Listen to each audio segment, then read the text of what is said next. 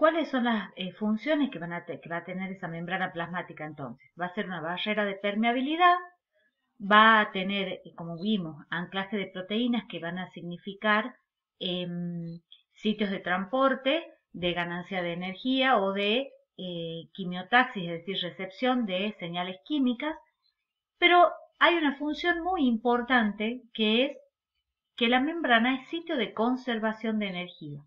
Entonces, a través de la separación de cargas de la molécula de agua, como vemos acá en la imagen, la membrana queda cargada del lado interno con carga negativa y del lado externo con carga positiva. Esa diferencia de carga genera una fuerza electromotriz de protones que es capaz de generar energía en forma de ATP, que ya vamos a ver que es la forma biológica en que se transporta la energía en la célula.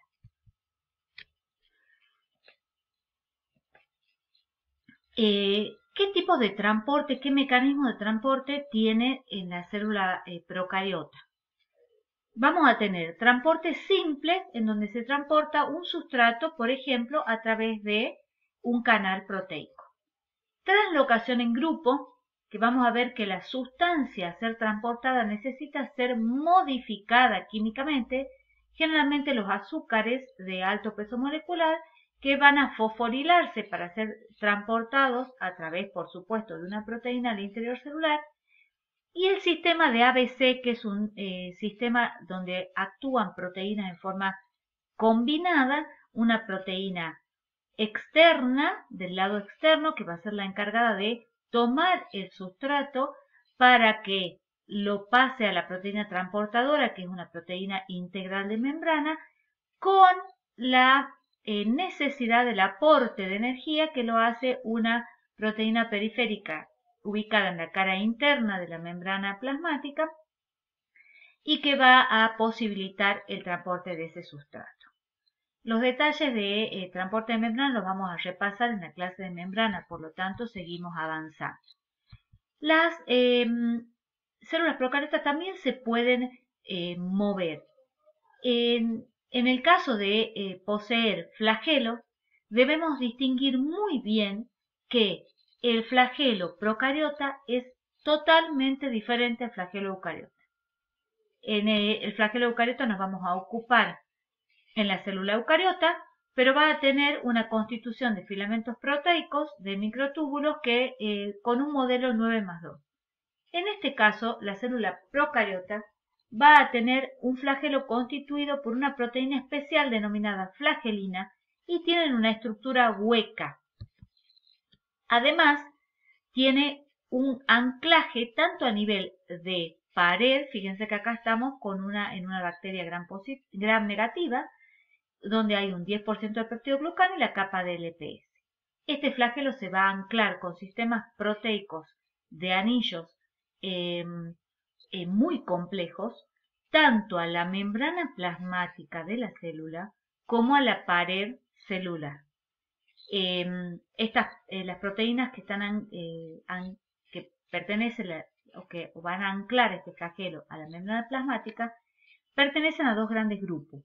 Las FLI, que son las que van a dar la energía de movimiento y van a permitir la rotación de ese flagelo, y las MOT, que son las que van a permitir la inversión del movimiento para el cambio de movilidad, de traslación de la bacteria en sentido opuesto. Estas proteínas de anclaje se van generando y van fijando el flagelo y después se va a originar un gancho en donde a través de esta estructura hueca migran las unidades proteicas que se van a ir ubicando de manera espiralada para constituir este flagelo hueco.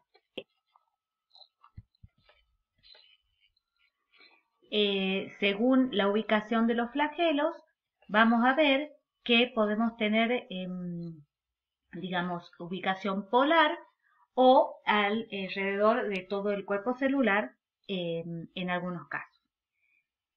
Vamos a ver también que las células se pueden mover fijándose al sustrato. a través de proteínas especiales que van a estar localizadas o ancladas a la membrana. Acá vemos la membrana plasmática de la célula, las proteínas integrales de membrana que van a ser especiales y van a estar fijadas a estas proteínas del movimiento que atraviesan la pared celular. De vuelta estamos en una gram negativa, fíjense, peptidoglucano en un 10% y la capa externa del EPS, y estas proteínas se fijan y se adhieren al sustrato, permitiéndole a la célula un movimiento de reptación. Otro movimiento que pueden tener las células procariotas son las vesículas de gas en el interior de las células. Ustedes imagínense, el interior de las células tiene un contenido de agua en un 60% para arriba, o sea que tiene mucho contenido de agua. Estas vesículas de gas tienen una pared, una envoltura constituida por proteínas que no son solubles al agua, obviamente, porque están en un medio acuoso, están en el interior de la célula, en ese citoplasma que tiene muchísimo contenido de agua. Sin embargo, esta pared es soluble a los gases, permite que pasen los gases, y entonces, si las vesículas de gas se llenan de gas, del gas atmosférico, ¿qué es lo que va a pasar? La célula va a poder flotar y ascender en los cuerpos de agua. Una célula que es acuática, una bacteria que es acuática, como por ejemplo una cianobacteria, va a poder, con las vesículas de gas llenas de gas, flotar hacia la superficie. ¿Para qué le sirve eso? Si es una cianobacteria, por ejemplo, para fotosintetizar, para alcanzar la luz y poder realizar fotosíntesis. Si las vesículas de gas se vacían, estas células van a sumergirse hacia aguas más profundas. Entonces, de esa manera, una célula procariota también se puede mover en un cuerpo de agua. Hay otras estructuras de superficie que tienen las bacterias y las arqueas que tienen la misma constitución flagelar, es decir, constituido por flagelina. Pero ¿qué no van a tener? No van a tener movimiento. Son estructuras iguales de la misma naturaleza que los flagelos, pero sin movimiento. Se llaman fimbrias y piris. Las fimbrias en general son cortas y rodean a toda la célula. Les pueden servir para adhesión, para comunicación, etc. En cambio, los pili o pelos sexuales sirven para unir una célula a otra y llevar a cabo los mecanismos de recombinación génica. ¿Qué encontramos dentro de las células procariotas? Ribosomas, que son 70S. ¿A qué hace alusión el 70S? A la velocidad de sedimentación, es decir, son estructuras ribosomas más pequeños que los de la célula eucariota y por lo tanto en la metodología empleada para distinguirlos, que es una técnica de centrifugación, es decir, se destruyen las células, se centrifugan, giran a alta velocidad, entonces permite la separación de las estructuras en distintos estratos. Esos ribosomas van a estar encima, 70S van a ser, eso indica que son más pequeños. ¿Qué son los ribosomas? Los ribosomas son cuerpos organelas que están constituidos por ARN ribosómico y proteínas ribosómicas. Tienen dos subunidades, una pequeña y una mayor. Estos ribosomas son los encargados de realizar la síntesis de proteínas. Es el lugar de encuentro entre los otros ARN de transferencia, que es el que trae los aminoácidos que van a formar la proteína, y el ARN mensajero, que es el que trae el mensaje desde el núcleo. En el caso de las células procariotas, estos ARN mensajeros se van a localizar y van a producir síntesis proteica con, digamos, varias copias en simultáneo de la misma proteína. Entonces, por eso es que se suelen ver estas estructuras que se denominan polirribosomas. ¿Cómo es el genóforo bacteriano? Por supuesto, está constituido, hemos dicho, por una cadena de ADN.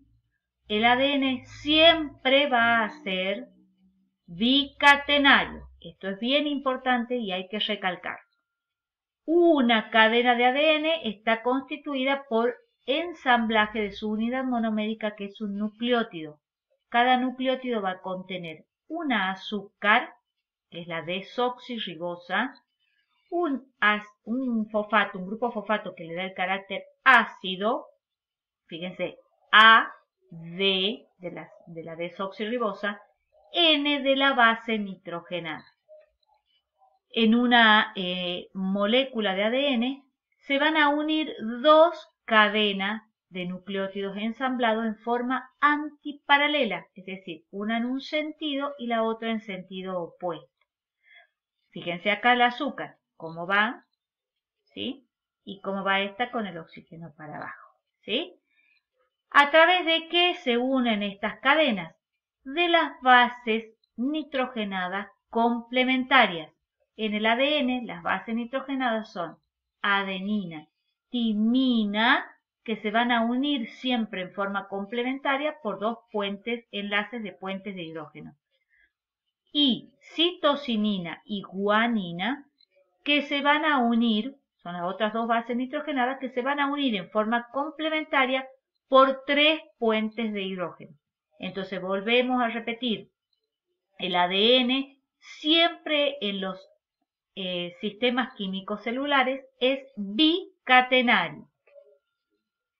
El genóforo bacteriano está constituido por una sola molécula de ADN que generalmente se va a unir en sus extremos formando un anillo, ¿sí? Toma la forma anular. Y como es una sola molécula de ADN, representa un genoma haploide, es decir, con una copia de cada gen. Puede haber en las células bacterianas y en las células de arquea moléculas de ADN anexas que son muy pequeñas y que se denominan plásmidos. Estos plásmidos sirven para los mecanismos de recombinación génica. Ya vamos a ver. La molécula en general va a ser de ADN desnudo. ¿Esto qué quiere decir? Que nunca va a estar asociado a proteínas histónicas. También viene esto, histónicas. Puede haber otras proteínas, pero nunca van a ser histonas. Acá tenemos una imagen de un cromosoma bacteriano donde han sido mapeados todos los genes. Cada gen representa un fragmento de ADN capaz de producir una proteína. Fíjense acá, esto es un mapa completo, es decir que ya se conoce la constitución de este genoma bacteriano y qué proteínas va a producir. Mientras que acá fíjense qué sencillo y qué poquitos genes, o sea qué poquitas proteínas van a originarse a partir de esta molécula de ADN que es de un plásmido, para que ustedes vean la diferencia de lo que es el genoma bacteriano, que es un poco más complejo, bastante más complejo, que el del plásmido, que solo va a codificar pocas proteínas. En general, lo que contiene el plásmido es la posibilidad de pasar a otra célula y tiene algunas proteínas como por ejemplo la resistencia a antibióticos. ¿Cuáles son las funciones de ese ADN? El ADN tiene dos funciones principales. La replicación o duplicación, que consiste en generar copias de la molécula de sí misma, ¿sí? Copias idénticas. Y por otro lado, la maquinaria de transcripción, que sirva de molde para que se produzca una molécula de ARN.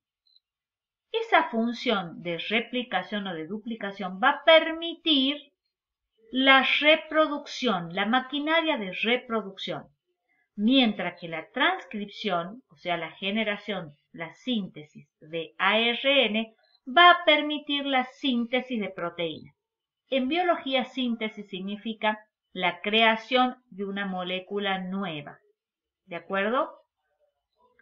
Entonces, la duplicación del ADN va a permitir la reproducción de una bacteria. ¿Cómo se reproduce una bacteria? A través de un proceso que se denomina fisión binaria y es característica de la célula procariota. Por otro lado, vamos a ver que después de que la célula se reproduce, genera inmediatamente la pared en cada célula hija. Por otro lado, todos los seres vivos, hemos dicho que como materia viva van a tener una de las características de la materia viva es la capacidad de adaptarse y de evolucionar, van a tener que tener variabilidad génica. ¿Cómo tienen variabilidad génica si solo se reproducen en forma asexual? A través de mecanismos de recombinación génica. Estos mecanismos en las células procariotas son fragmentarios, en general no van a involucrar los genóforos completos, son unidireccional, es decir, una célula donante va a producir cambios en una célula receptora, pero la donante nunca se modifica, y son muy específicos, muy especializados. En las células procariotas tenemos tres mecanismos: conjugación, transducción y transformación, que vamos a ver en detalles más adelante.